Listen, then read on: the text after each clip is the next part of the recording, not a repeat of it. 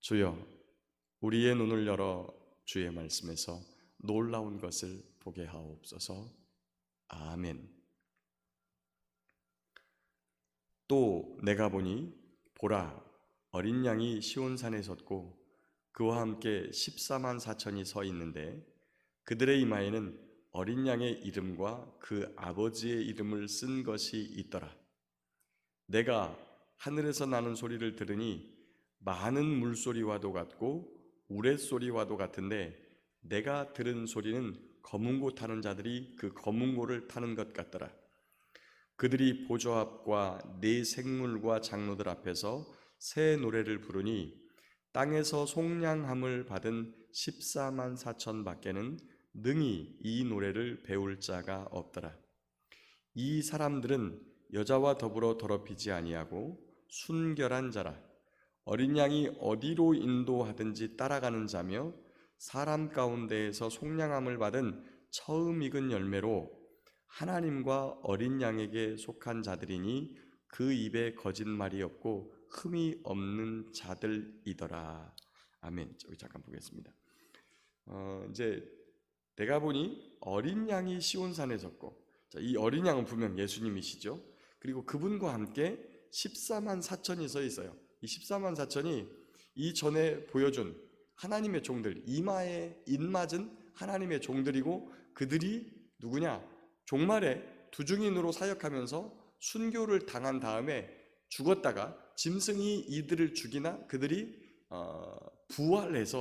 부활해가지고 하나님께서 올라오라 그러니까 하나님께서 보내신 하나님의 자가용 구름을 타고 예수님 타고 올라가셨는데, 그렇게 예수님이 보내신 구름, 임재의 상징인 그 쉐카이나 그 구름을 타고 하나님 보좌 앞으로 올림 받아가지고 같이 있어요. 거기 그분들이 보니까 거기 3절에 그 14만 4천이 나오고 4절에 이 사람들이 어떤 분들이냐? 첫 번째, 여자와 더불어 더럽히지 아니하고, 두 번째, 순결한 자, 두 번째, 어린 양이 어디로 인도하든지 따라가는 자들, 세 번째, 속량함을 받은 처음 익은 열매. 이게 속량함을 받은이라고 하는 것은 예수 그리스도의 은혜와 또 십자가의 피로 깨끗하게 대속받고 그리고 구원받았는데, 거기 보니까 처음 익은 열매라 나와요. 그럼 처음 익은 열매, 이게 초실절과 관계되어 있는 건데, 초실절의 열매가 누구를 뜻한다고 말씀을 드렸었죠? 초실절이 6월절에 첫 안식일이 지나고, 6월절 지나고 그 다음에 6월절 다음에 무교절이 시작되는데, 이 무교절 안에 반드시 안식일을 한번 끼게 돼 있어요. 안식일을 끼고 난 첫날이 바로 초실절이에요. 그날이 뭐냐? 바로 우리 구주 예수님이 부활하신 날이에요. 그러니까 부활의 첫 열매는 예수님이에요. 그런데 속량함을 받은 자들의 첫 열매라고 하는 뜻이 뭐냐면, 예수님의 피로 구원받은 사람 중에 부활한 자들이에요. 처음으로 부활한 자들. 그러니까 이분들은 이제, 그러니까 그때 그 예수님이 부활하실 때 보면은 예루살렘 주변에 무덤들에서 사람들이 일어나 가지고 거룩한 성에 들어가서 사람들이 보였다는 말씀이 있어요, 여러분. 그런데 저 처음에 그 부분에 대해서 굉장히 좀 이게 의아했어요. 분명히 죽은 자가 살아났는데, 심지어 무덤에서 무덤 문이 열려가지고 살아났어요. 근데 그분들이 첫 열매가 아니에요. 그분들은 죽었다는 거예요. 다시 무덤 속에서 심지어 살아났음에도 불구하고 그들은 죽었어요. 속량함을 입은 자들의 첫 열매는 누구냐면 바로 14만 4천이에요. 이 땅에서 마지막 두중인 사역을 하면서 하나님의 권능의 말씀, 회개의 메시지를 전하고 권능으로 이 세상을 대적하고 그러다가 잡혀가지고 죽었던 그 14만 4천이 바로 속량함을 받은 첫 열매예요. 그리고 그들이 하나님 보좌 앞으로 올라가서 이게 뭐하냐면 예수님과 혼인잔치하는 거예요. 혼인잔치. 속량함을 받은 처음 익은 열매로 하나님과 어린 양에게 속한 자들이니, 그 다음에 5절에 그 입에 거짓말이었고 흠이 없는 자들이더라. 종말에 특별히 여러분 이제 그 요한계시록에서 가만히 보면 다른 때와 조금 다르게 종말에서는 거짓말에 대한 부분들이 좀 강조가 돼요. 거짓말에 대한 부분들이. 거짓말을 하게 되면 이게 왜 그러냐면 지금 거짓말을 해.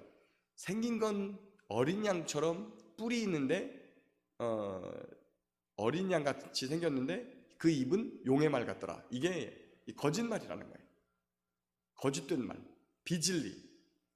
그래서 참된 종들은 거짓말을 하지 않는다라고 하는 부분들이에요.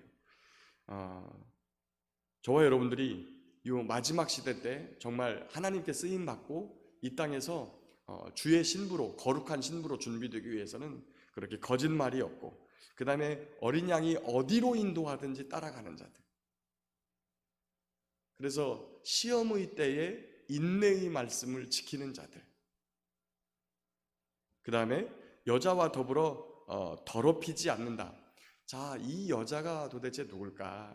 여러분, 그러면은 종말에는 여자와 더불어 더럽히지 않겠다고 하면 장가를 안 가야 되는 것인가? 여러분, 이 여자를 하나님께서 짝지어준 배필로 생각한다면 성경 전체가 뒤틀어지는 결과가 되죠.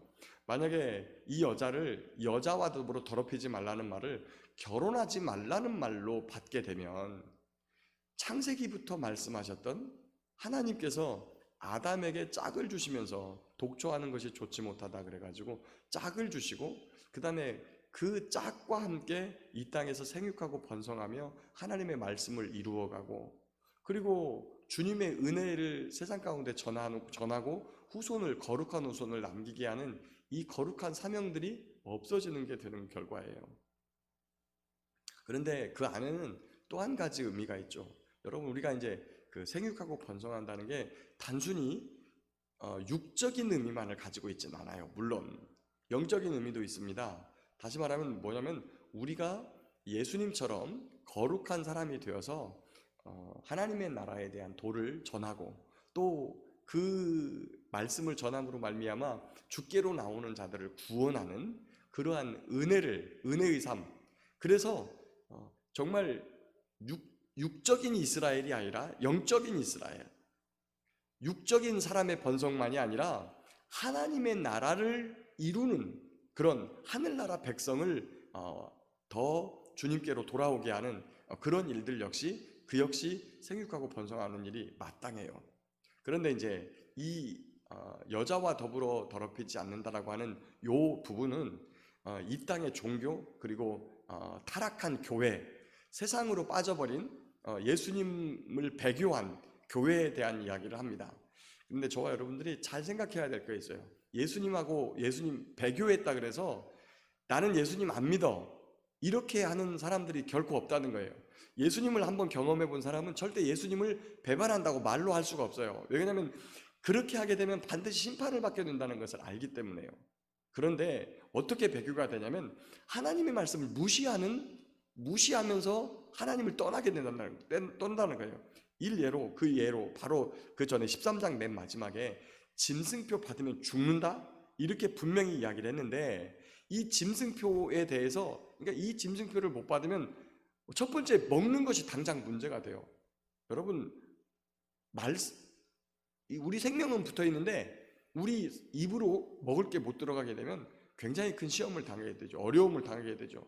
말씀드렸지만 지금 국가로부터 연금을 받고 있고, 그 다음에 노령연금을 받고 있고, 국민연금을 받고 있고, 이런 은행 시스템 안에서 살아가게 되는데, 여러분 짐승표 못 받게 되면 이 은행 시스템을 절대 이용할 수 없어요. 병원 시스템 이용할 수 없어요. 그렇게 되다 보니까 이것에 대해서 합당한 말을, 이거를 받아야 된다고 하는 말들을 이제 떠드는 사람들이 생기는 거예요. 그들 나름대로의 논리와 이런 것들을 통해서. 그래서 매매를 못하게 하는 이게 얼마나 우리에게 큰 시험으로 다가올지. 모든 사람이 시험을 당하게 됩니다. 모든 사람이 이 시험을 당하게 되는데 누가 이기느냐? 평상시 시험의 때에 인내의 말씀을 지키는 자들이 승리할 수 있다고 이미 저와 여러분들에게 7교회를 설명하시면서 하나님께서 하신 말씀이 있어요. 그리고 마지막 때에 그들이 무엇을 가지고 있느냐? 철장 권세를 가진다. 그 부분 말씀드렸죠. 자, 오늘의 이 말씀, 여기 짧은 부분이지만 이 말씀을 정리하겠습니다.